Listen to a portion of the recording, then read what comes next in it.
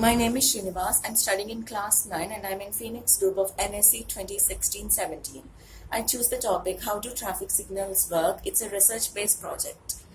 So today suddenly I got struck up with an innovative idea which I got by my own. I named the idea as Triple E method of traffic signals. It means efficient, economical and easy method. I will explain you why is it so. And we can take the recommendations or the tips and tricks of other countries and we can implement these in our country. But it's better that Indian minds can make their own ideas and inspire other countries and develop their own and unique ways. So let's move ahead. So in this method, we'll have a traffic light box in which we'll insert a big white bulb which consists of many small LED lights. We choose LEDs because they are long lasting and they need less maintenance and they are power efficient, and moreover it can glow easily with less current. So LEDs is the best choice, and we'll cover this LED with a translucent color filter. It's a circular disc with a center and it has 3 sectors divided for green, red, yellow for our country. And it is not always necessary that all these 3 sectors should have equal area. It depends on their duration. For example, we may not need yellow for longer durations and may need green signal for longer time. So depending on which we can arrange them. So we can keep it as gradients of color. I'll show you a picture in my laptop. As you can see, we have the red, yellow and green spectrum. So we can take this idea.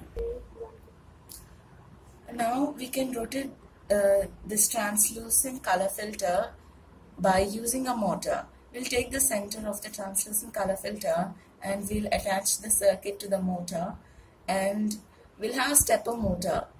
Its speed can be controlled by altering the current supply that's being passed to the motor. So by increasing or decreasing the current, we can increase or reduce the speed of this motor, and depending on the traffic we can turn this translucent color filter.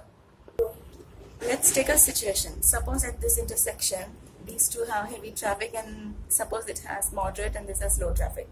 Now let's consider this as a traffic light pole and it has an image processing sensor, IPS.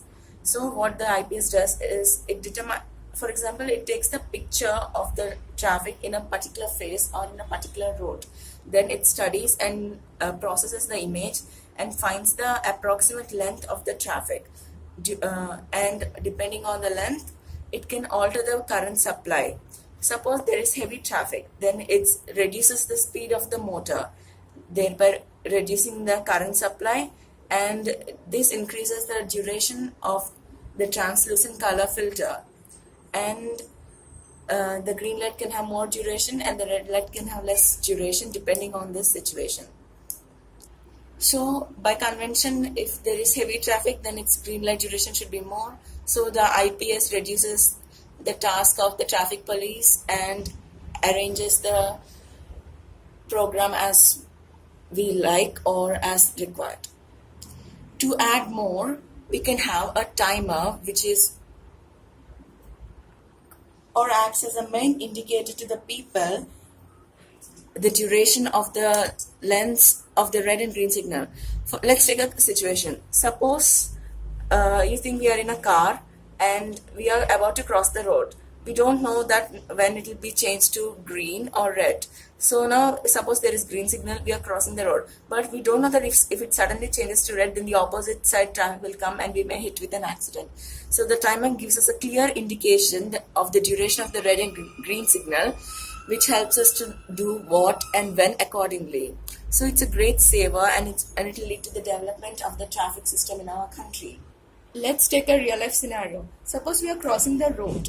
Then as we know that this translucent color filter will change, so we may see that the red will be about to change to green. We can get a clear idea, but for more accurate and exact details, it will also add a timer. So it gives both an approximate and exact figure to do what at the right time. So timer is really useful in this scenario, and we can also arrange the timer in such a way that height of the number shown in the timer should correspond with the light shown in the box.